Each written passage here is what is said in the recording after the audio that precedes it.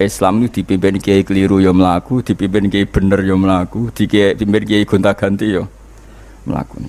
Teng TV sering ana berita ustad sodomi, ustad ngene-ngene. Wong ya ora terus gedeng Islam, ya nyalahno ustad iku. Ya ana Islam dibajak, ekstremis ya muni Islam, sekuler ya muni Islam, liberal ya muni Islam. Ya Islam ya baik-baik saja. Ora ana masalah kan, biasa mawon. Iku ramene dunyo. Riyen Rasulullah niku rak sae-saene tiyang niku mawon disisipi tiyang munafik. Karena ndak ada cerita pendapat itu memuaskan semua napa pihak. Rasulullah rak kesayangane pangeran. Niku pun ndak bisa memuaskan semua orang. Sehingga orang yang kecewa ya jadi munafik. Pemene trimo kiai, trimo presiden, trimo Kapolri, trimo pangam, enggak bisa. Apapun konsepnya itu enggak bisa. Mesti ada yang setuju pendekatan ekstremis itu persuasif. Sing sitok gak harus tegas. Kalau gak tegas gak bisa membasmi akar-akarnya. Sing jare persuasif, nak tegas mereka dendam malah kacau negara. Sing sitok kalau gak tegas mereka ngelamak. Itu kan ra iso selesai. Akhirnya sing nyelesaino aku sing pimpinan nurut. Akhirnya sing pendapatnya gak tinggung. Nurut yo nurut mergo dipecat tapi terus balelo sithik. Balelo apa? Sithik-sithik. Masjid ge ngoten nasibe, kiai ge ngoten. Kulo nak di murid kuatah, di santri kata sing kiai ge kata. Wono kiai niku sowan kula, Gus, masjid itu ape nganakno zikir Ramadan. Dadi 24 jam full mulai bar subuh sampai sahur. Saking semangat ibadah Ramadan. Terus ibadah ning dia muni takok, ya teng masjid, Gus. Dadi masjid itu ben makmur, terbaik masjid makmur. Tak omongi. Lah apa ngarit itu ora ibadah. Apa dadi satpam mergawe iku gak ibadah. Apa nyupir angkot golek nafkah ibadah, kiai kok goblok kira karuan aja mending ngono. Astagfirullah, iki ora urusan iku, Gus.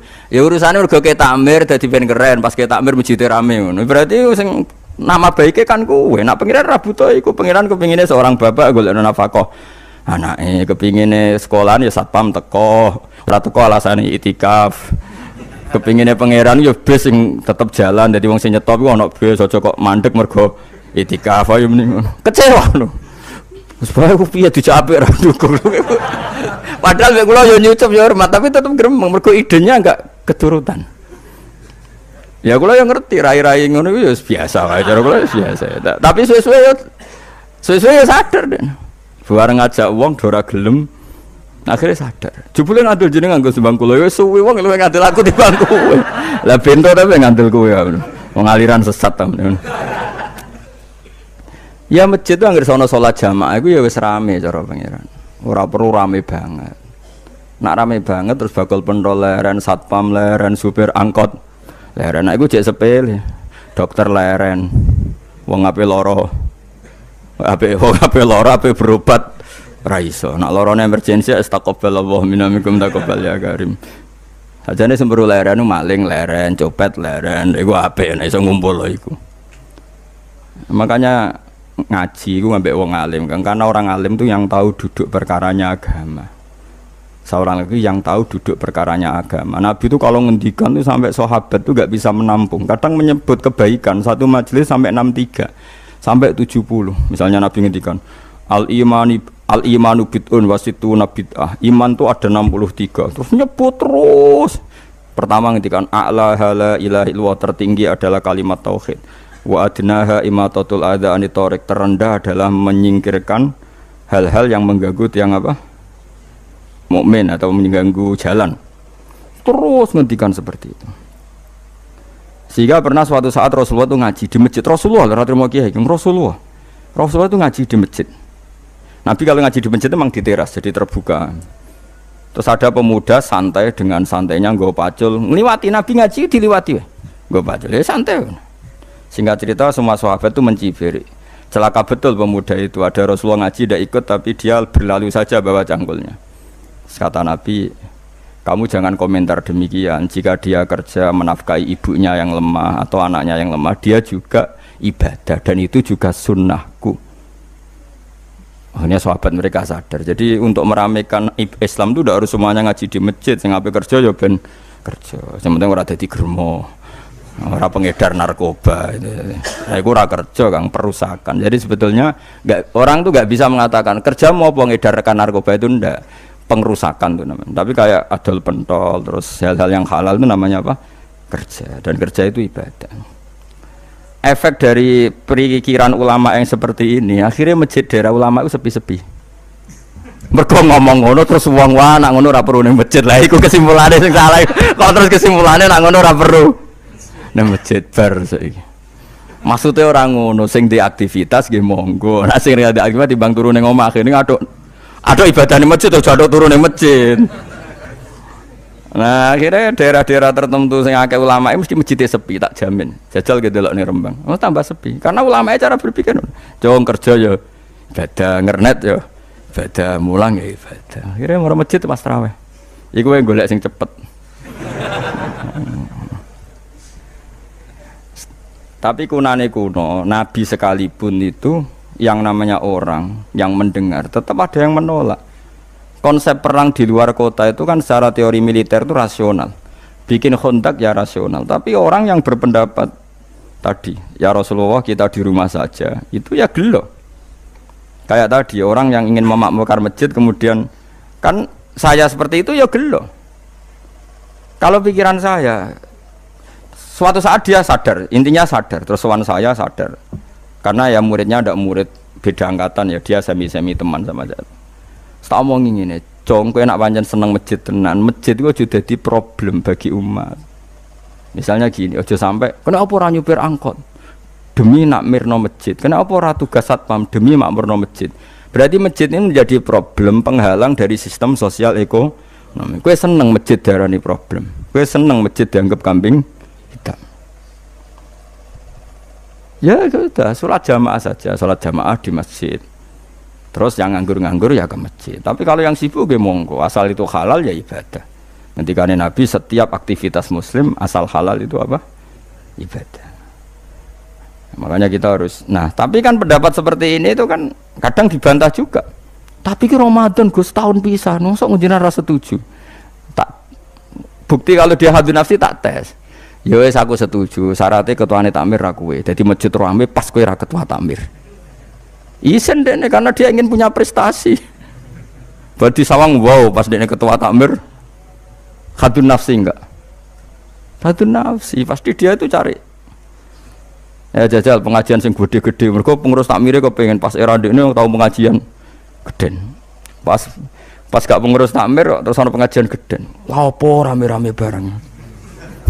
Padahal orangnya sama. Nah itu ulama itu tukang ngomong seperti itu, mungkin menyakitkan, tapi ulama itu terus ngomong seperti itu supaya agama ini dibawa berdasar ikhlas, bukan hadzun nafsi, bukan kepentingan pribadi.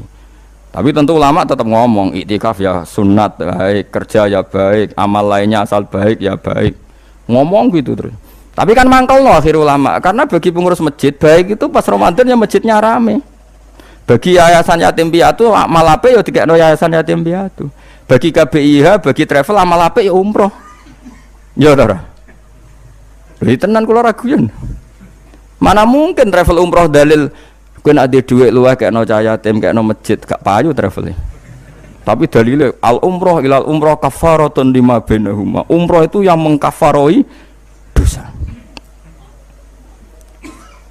Jadi dan itu kersane Allah, orang macam-macam pikirannya kersane Allah dan baik-baik saja. Dunia diokal-akali itu ya baik-baik saja. Allah ya tenang aja tetap sugih. Cuma ulama harus ngomong seperti saya. Jadi karena keterbatasan manusia sehingga yayasan yatim piatu mesti ngomong seakan-akan ibadah terbaik yang nyumbang yatim piatu. Nanti yang di travel ibadah terbaik ya sowan Nabi umroh. Nanti sing jamaah thariqah ya ibadah terbaik itu thariqah. Semua dan itu semuanya baik gak masalah, kita tidak masalah. Tapi kalau memaksa orang lain harus seperti itu dan mengkerdilkan kebenaran hanya surahnya gambarannya seperti itu, kita sebagai ulama harus melawan. Karena Nabi dawuh kebaikan itu sekian jumlahnya. Terus Nabi menyebut di satu majelis itu 60. Sampai yang diantara yang disebut itu nganti ono sing jorok.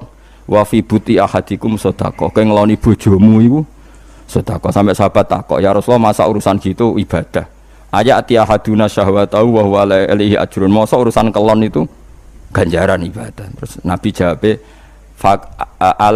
kata Nabi, "Faqih falawadu'a fi haramin akana alaihi wisrun." Kalau andikan dia meletakkan mental seksnya atau aktivitas seksnya di luar yang halal, apakah itu tidak dosa? Iya ya Rasulullah. Terus kata Nabi, "Wa kadzalika," begitulah kalau diletakkan di halal dia juga dapat apa? Paha. Terakhir Nabi ngendikan takufu syarraka anin nas fa innaha shadaqatun minka ala nafsik. Jika kamu itikaf di masjid tidak bisa, adol pentol tidak bisa, jadi satpam tidak bisa, aktivitas sosial yang menguntungkan orang lain tidak bisa. Takufu syarraka anin nas. Yang penting kamu tidak berbuat buruk yang merugikan manusia. Sehingga sampai ada riwayat dari orang sufi, ibadahnya orang zaman akhir itu tidur, karena anak tidur itu gak ganggu wong. Iya. Paling bojo tok sepeten. Tapi kan yo nyopet yo ora, zina yo ora, ndelok wong ayu yo ora.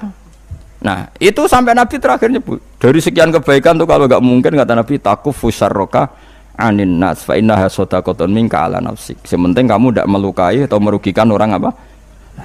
Sehingga misalnya ulama kok ngerti ada orang tidur di rumah, wong apik, gak ganggu wong. Ana bajingan mati, wong apik, iso bajingan meneh. Nah, akhirnya masyhur orang krono bajingan mati, kiai tenan yo. Saya nggih mayit niku, wong gak siap muni saya. Bajingan sih.